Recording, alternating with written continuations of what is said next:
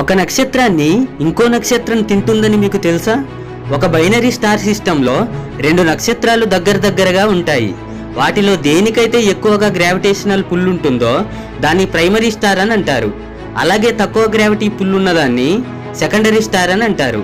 ఈ తేడా వలన ప్రైమరీ స్టార్ కాస్త దాని బలాన్ని ఉపయోగించి సెకండరీ స్టార్లో ఉన్న పదార్థాన్ని దాని లోపలికి లాక్కోవడం జరుగుతుంది. దీన్నే స్టెల్లార్ క్యానిబాలిజం అని అంటారు. అంటే ఒక నక్షత్రాన్ని ఇంకో నక్షత్రం తినడం అన్నమాట. 2015 ఓహియో యూనివర్సిటీలో మొదటిసారిగా ఈ విషయాన్ని ఆస్ట్రోనామర్స్ కనుగొన్నారు. ఈ ప్రాసెస్ అనేది చాలా రేర్గా జరుగుతుంది. అది ఎంతలా అంటే ఆ ఈవెంట్స్ని మనం వేళ్ల మీద లెక్కించుకునే అంత.